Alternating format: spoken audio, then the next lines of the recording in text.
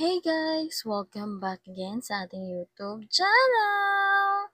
Another day, another luto na naman.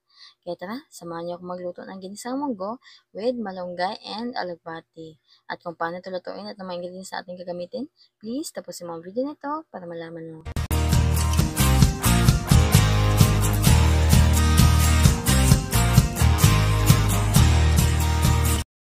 Bago po tayo mag-isa ay pakuluan po muna natin itong ating munggo. Ayan, meron po ako ditong 1/8 po ng munggo. Ito po ay sobra nung nagluto po ako nung nakaraan. Ayan, hugasan lang po natin ito.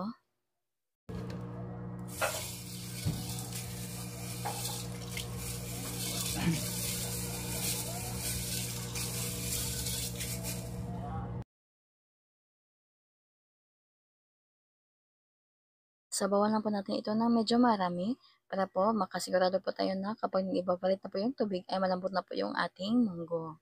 By the way guys, sa labas ko pala ito papalambutin para po makatipid po tayo sa butane. At ayan, nanguha na rin po pala ako ng malunggay po doon sa aking garden. At ito na rin po yung ating alugbati. Ayan, ang tataba po ng ating mga alugbati ngayon. Ang lalaki po ng kanilang mga dahon. At hindi ko na nga po pala na-videohan guys ng pagkuha ko po nitong alugbati kasi nga umuulan po sa labas. Buti na lang po ay meron po tayong dapugan o lutuan po sa labas kaya po nakapagluto po tayo ng munggo doon. Kahit umuulan.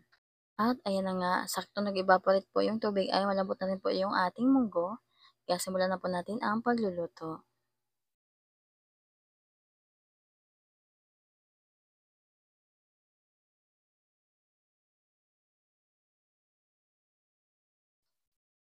Dito po sa pan ay naglagay lang po ako dito ng konting mantika. Kapag mainit na po yung mantika, ilagay na po natin yung ating ahos or ang ating garlic. Gisahin lang po natin ito until po mag-light golden brown. Saka po natin ilagay itong ating onion. At mas masarap po yung munggo pag may luya. Ayan, naglagay na rin po tayo dito ng luya. Ilagay na rin po natin yung ating kamatis.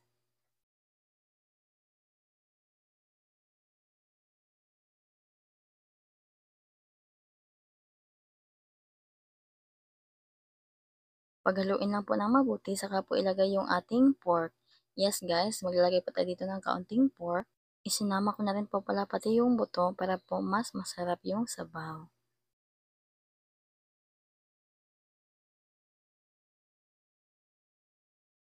Pagkatapos pala natin itong mahalo, ay takpan lang po ito para po maluto yung ating meat.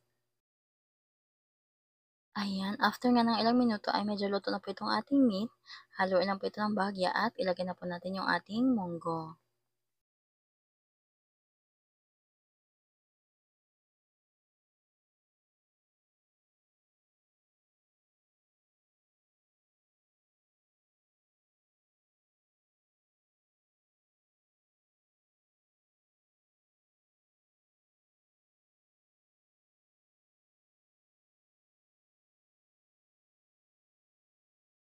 Pagkatapos mo na itong mahalo, ay huwag muna itong sabawan. Lutuin po muna natin yung munggo ng ilang minuto.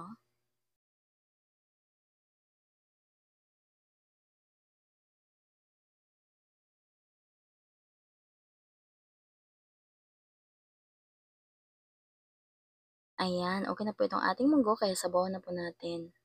Sa paglalagay naman ng sabaw dito guys, ay tinansya-tansya ko lang.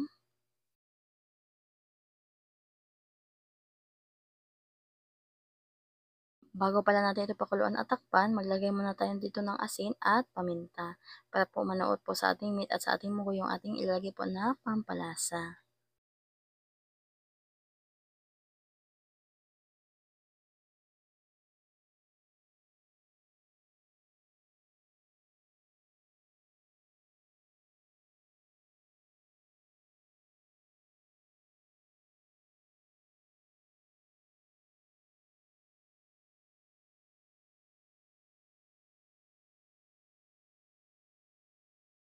Ayan, after po ng 5 minutes ng pagpapakulo po nito, ay ilagay na po natin yung ating pong hiniwa po na spring onion. Isunod na rin po natin yung ating spinach or yung ating alugbati.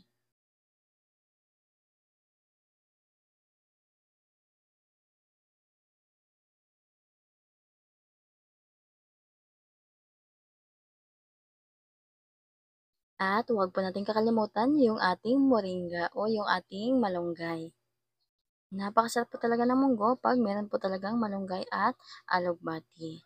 Kaya kung nagustuhan mo po yung ating video, please let me know in the comment section below at huwag kalimutang mag-like, subscribe, paki-click na rin po yung notification bell para lagi kang updated sa ating mga susunod pang video.